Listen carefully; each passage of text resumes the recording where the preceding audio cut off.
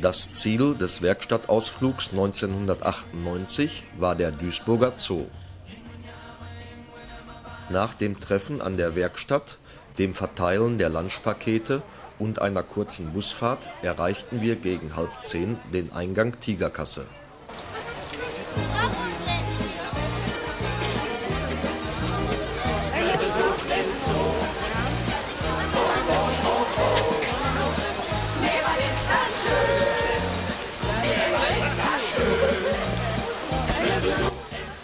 Der Zoo ist ein Stück Natur inmitten der Stadt Duisburg. Hier kann man Tiere aus aller Welt sehen und etwas über ihr Verhalten und Leben in ihren Heimatländern erfahren. Den Eingang Tigerkasse geben die sibirischen Tiger ihren Namen. Die mächtigen Großkatzen haben eine ausgeprägte Fellzeichnung, die zur Tarnung dient. Ein ausgewachsener Tiger kann bis zu 2,75 Meter Gesamtlänge erreichen. Damit ist der sibirische Tiger die größte Katzenart. Diese Tierart ist in ihrem Bestand sehr bedroht. In ihrer asiatischen Heimat ist ihre Zahl durch Lebensraumzerstörung und Wilderei auf unter 500 Tiere gesunken. Der Duisburger Zoo beteiligt sich an einem weltweiten Zuchtprogramm, sodass in den zoologischen Gärten der Welt mehr als 2000 dieser imposanten Großkatzen eine sichere Heimat gefunden haben.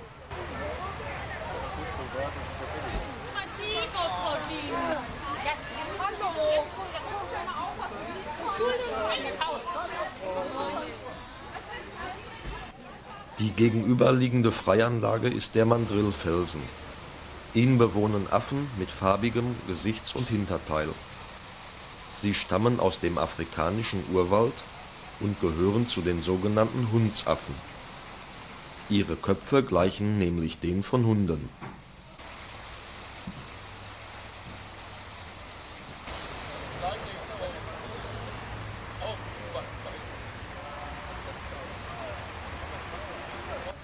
Hier fanden wir auch ausreichend Sitzgelegenheiten, um unter freiem Himmel bei herrlichem Sonnenschein, der in diesem Jahr sehr selten war, unser mitgebrachtes Frühstück zu verzehren.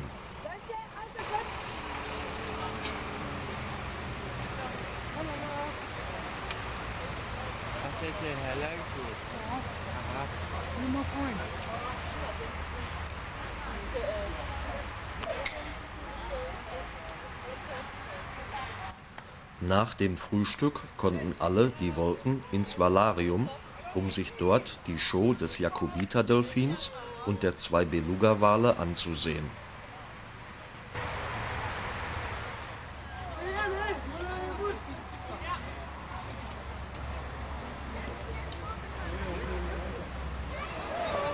Einen schönen guten Tag, meine Damen und Herren, liebe Kinder. Ich darf Sie hier am Valarium des Zoologischen Garten Duisburg recht herzlich begrüßen. Bevor wir Ihnen jetzt einen Teil der Fähigkeiten unserer weißen Wale vom Nordpol und des Jakobiterdelfins vom Südpol vorführen, möchte ich Ihnen noch etwas über unsere Tiere erzählen.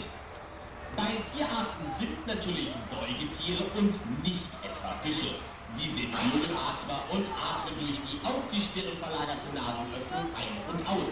Der Ferdinand zeigt uns jetzt mal ganz kurz, wo genau die Luft da rein und rausgeht, und atmet mal kräftig unter Wasser aus. Genau, machen wir gleich nochmal, dann können es alle richtig sehen. Ja, sehr schön. Unsere beiden Weißwale stammen aus arktischen Küstengewässern. Dort leben sie ähnlich wie Jakobiterdelfine auch in sogenannten kleinen Schulen von 2 bis zu 10 Tieren. Nur in sehr seltenen Fällen sieht man einmal mehr als 100 dieser Tiere zusammen. Jakobiterdelfine leben in Küstengewässern und Buchten Südamerikas vor Feuerland und den Falklandinseln. Die bei uns hier friedlich zusammenlebenden Tierarten stammen also aus recht kalten Gewässern. Daher kühlen wir unser Beckenwasser mit Hilfe einer speziellen Kühlmaschine auf einen Temperaturbereich so um 8 Grad Celsius. Um aus 800.000 Litern Duisburger Leitungswasser ein Seewasser herstellen zu können, benötigen wir rund 24.000 Kilogramm Salz. Ja, und da fangen wir jetzt auch ganz einfach mit dem Bällen an. Jeder bringt zunächst mal einen Ball zurück. Ja, die drei sollen erst ein paar hin und her schwimmen und sich so ein bisschen durchlockern. Das schauen wir nach, wer heute Morgen anfängt, das überlebt. Der Yogi mit 50 Kilogramm ist sowas natürlich überhaupt kein Problem. Machst du sehr schön, Kleiner. Ja, jetzt zu mir. Gut. Bei über 1000 Kilogramm dauert die Sache dann schon etwas länger.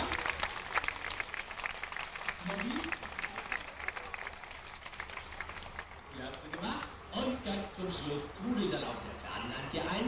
Prima. Sehr gut. Du kannst schon loslassen, ich hab ihn. Und? Ja, genau. Gleich gibt's Fisch. Bei der Gelegenheit stelle ich Ihnen unsere Tiere noch einmal ganz kurz vor. Da haben wir also einmal unseren Jakobiter-Team mit dem Namen Yogi, unsere Weißwaldame Modi und unser Weißwaldmännchen Ferdinand. Dann schicken wir die drei gleich noch einmal los. Jetzt soll jeder einen Ring zurückbringen. Der kleine Ring ist für den Yogi, für die größeren Tiere haben wir natürlich etwas größere Ringe. Einmal und zweimal. Ja, der Yogi übernimmt den Unterwasserweg und ist auch schon fast wieder zurück. Hallo, Kleiner. Sehr schön gemacht. Was machen unsere Großen? Ja, Nobby entwickelt gerade eine ganz neue Technik. Der Ferdinand zeigt uns, wie das richtig geht. Steht dir hervorragend. Komm jetzt her. Ferdinand, Achtung, aufstellen.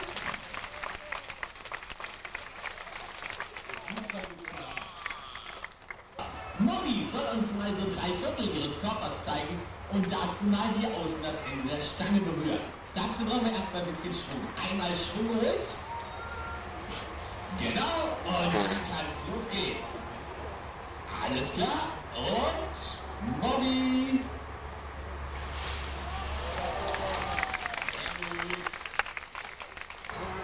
Weißwale haben sehr schöne Stimmen.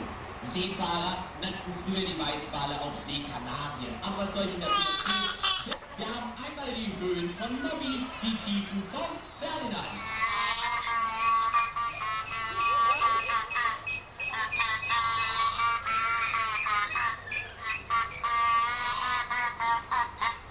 Das reicht uns auch schon. Ja, übrigens kommen die Töne, die diese Tiere produzieren, nicht aus dem Maul, sondern hinten aus dem Blasloch. Denn Wale und Delfine besitzen keine Stimmbänder. Weiter geht's mit unserem ersten richtigen Sprung. Es geht an diesen Hochball. Das Ganze übernimmt der Yogi. Der Kleine bekommt sein Kommando, beschleunigt und dann schauen wir mal rüber.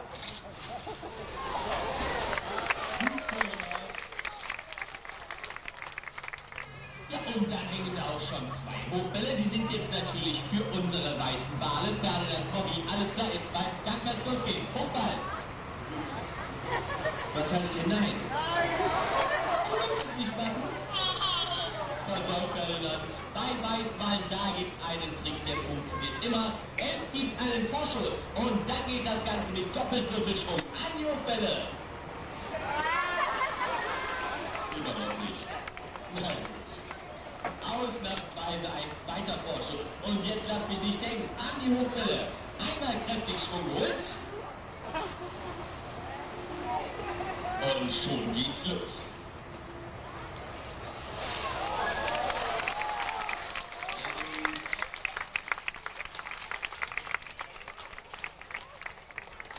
Ferdinand, Nobby. Ja, Ferdinand, wo du gerade hier vorne bist, dreh dich doch einfach mal um. Du kannst uns mal deinen entzückenden Bauch zeigen. Einmal den Ball unten. Ja, und wir können uns jetzt mal in aller Ruhe die Unterseite eines männlichen Weißwales anschauen. Die baut schnell die Oberfläche, Ferdinand.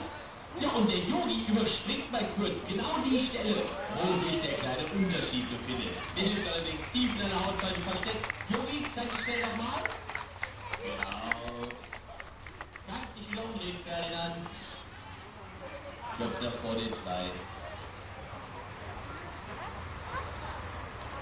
Ja, die Weißwale gehören zu den Gründelwalen. Die heißen deshalb Gründelwale, weil sie einen Teil ihrer Nahrung aus dem Meeresgrund aufsuchen.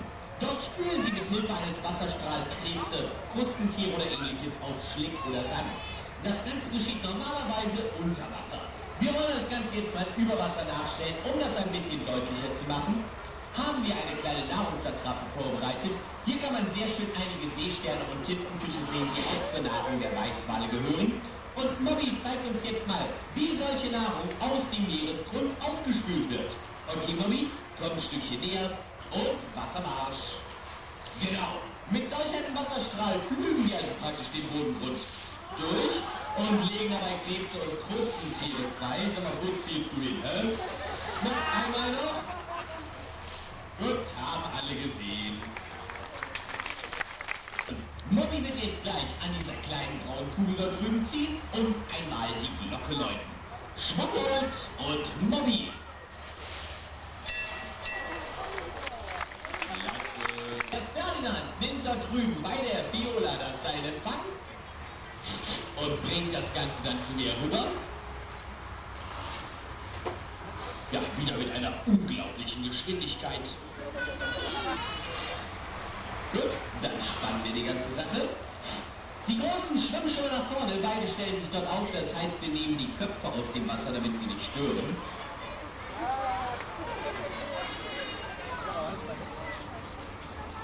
Die Köpfe, Mobby. Ja, das war natürlich nicht der Kopf. Aber so konnte man zumindest mal sehr schnell den Antrieb sehen. Sie wissen sicherlich, Fische haben immer eine senkrechte Schwanzflosse, Wale und Delfine immer eine waagerechte. So, und den Seilsprung, den übernimmt der Yogi.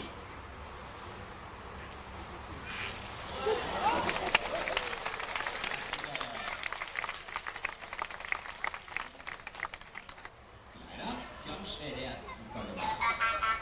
Ja, natürlich. Ihr zwei habt das wieder toll gemacht.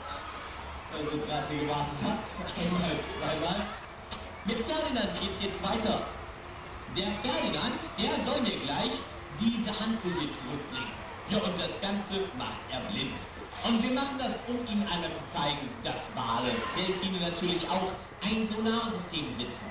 Sie kennen das Sonarsystem vielleicht von der Fledermaus her. Die hat da sowas Ähnliches. Wale und Delfine brauchen das, um sich bei Dunkelheit oder trübem Wasser zurechtzufinden.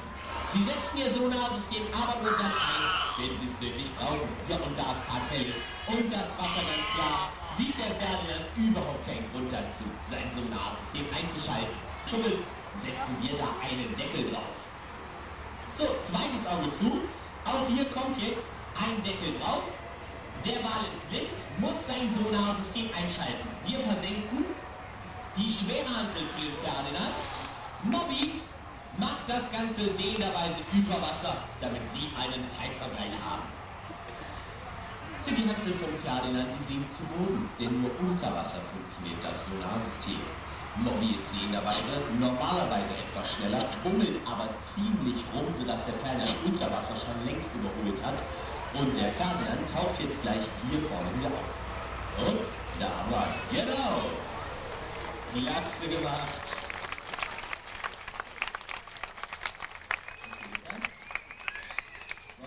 Komm schnell zurück. Alles klar. Ja, und dann geht's auch gleich dort drüben auf der Seite weiter. Dazu brauche ich jetzt nur noch schnell 3 große Fische. Ja, ich hatte Ihnen ja schon erzählt, dass Weißwale über 1000 Kilogramm schwer werden können. Wo die 1000 Kilo versteckt sind, zeigt uns der Ferdinand. Der holt einmal kräftig Schwung. Und kommt dann ganz kurz zu mir heraus. Und Ferdinand. Genau, gleich dabei.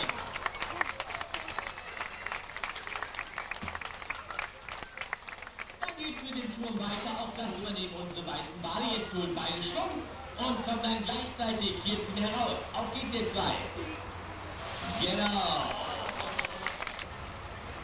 Die Großen stellen sich wieder hier vorne auf. Dann kann der Yogi direkt hier mit seinem Hürdensprung beginnen. Und ihr Kleiner kann schon loslegen.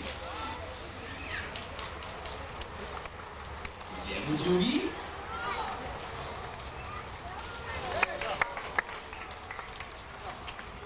Prima. Und dann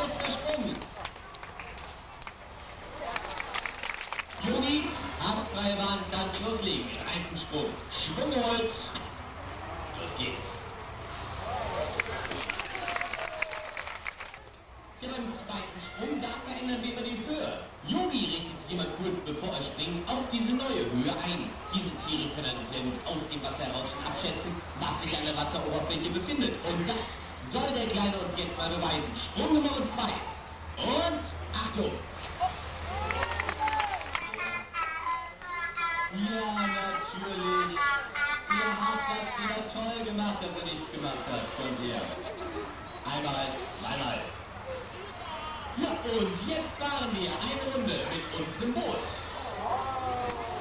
Wir haben noch unseren eigenen Fahrgast mitgebracht, den lassen wir noch rein. Unser Fahrgast, das ist die Jenny. Ja, und die Jenny ist eine kanadische Schlittenhündin.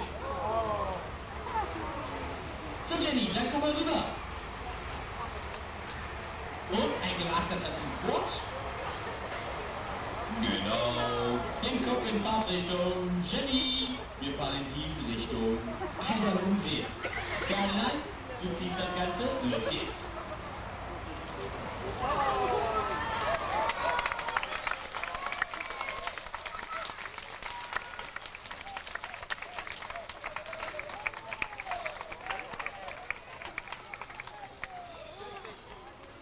So Ferdinand, dann kommen wir langsam zurück. Jenny, bitte mal Wasser um die Nase. Ferdinand. Gut, Jenny, du kannst wieder aussteigen. Und? Jawohl, komm her. Hier ist anderen Fisch. Bitteschön. Gut. Ja, und damit ist unser Programm hier oben am Valarium dann auch beendet. Ich hoffe, dass es Ihnen gefallen hat. Darf dann mitten den Ausgang auf der linken Seite zu benutzen und wünschen euch einen schönen Tag bei uns im Tourismus. Dankeschön.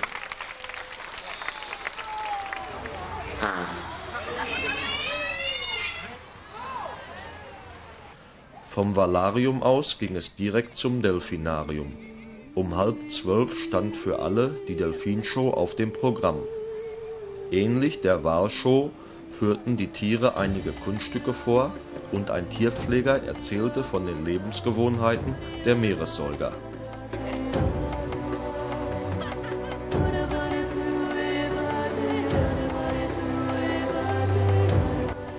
Das neue Delfinarium wurde 1995 eröffnet.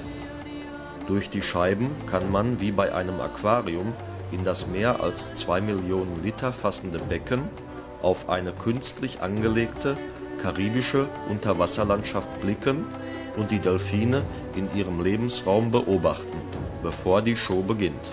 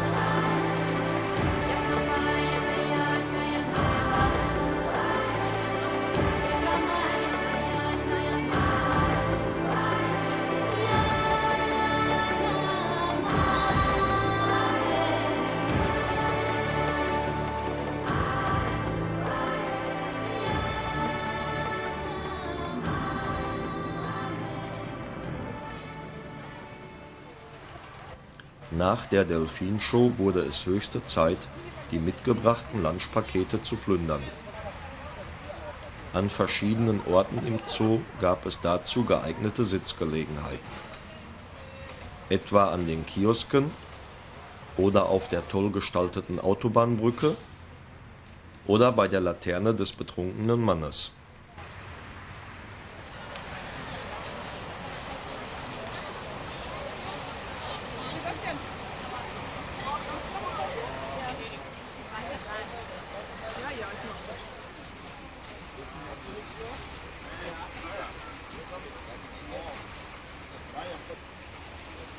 Oh, ich hab noch einen Sprudel, ich trinke nur noch eine Dose. Boah, ich hab schon richtig einen Brand heute. Nach dem Picknick im Freien mussten wir uns sputen, um noch einige Tiere des Zoologischen Gartens zu sehen. Starten wir unseren kleinen Rundgang am Aquarium.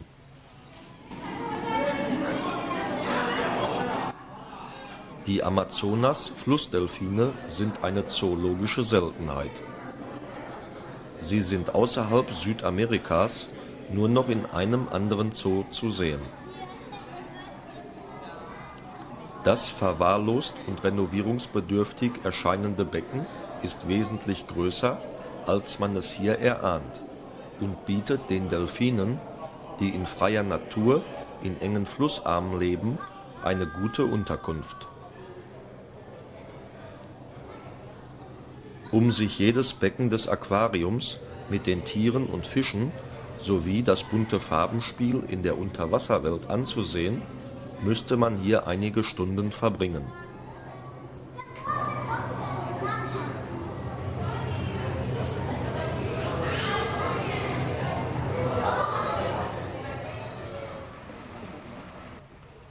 Wieder am Tageslicht sind es nur ein paar Schritte bis zur 1500 Quadratmeter großen Elefantenanlage. Ein als Grünstreifen getarnter Graben trennt die grauen Kolosse von den Besuchern.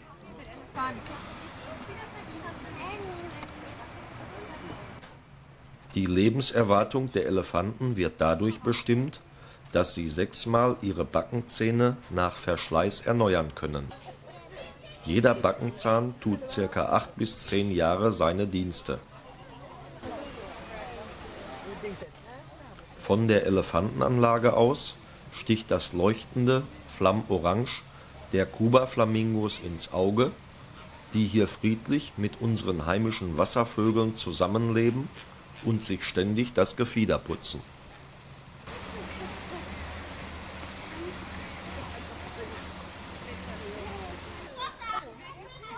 Weiter geht es, vorbei an der Löwenfamilie, die die warme Mittagssonne genießt, zum Ameisenbär.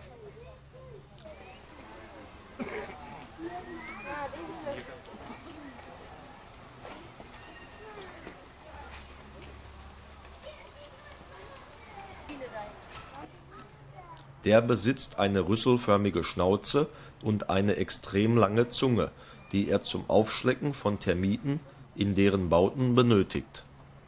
Komm schon, ist gut, komm schon. Durch das Bumerangtor führt der Weg zum Koalahaus, auf das der Duisburger Zoo besonders stolz ist. Hier erblickte zum ersten Mal in Europa 1995 ein Koala-Junges das Licht der Welt. Sie bekam den Namen Kangulandai, die Erstgeborene. 1997 folgte ein zweites Jungtier.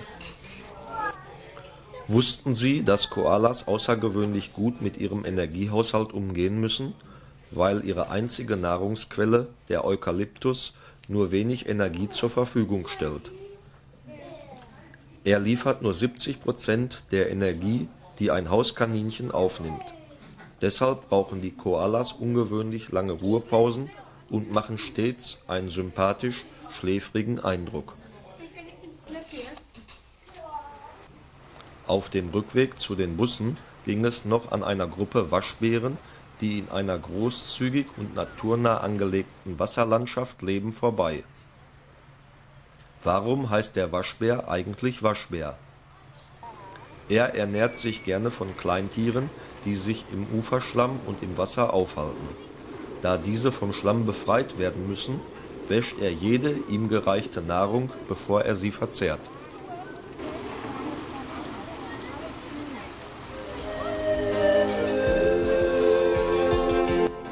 Nun heißt es Abschied nehmen, denn für 14 Uhr war die Abfahrt zurück nach Dortmund angesetzt. Ein Tag war viel zu kurz, um auch nur annähernd alle Tiere des Zoos zu sehen. Aber vielleicht kommen wir ja in ein paar Jahren noch einmal wieder.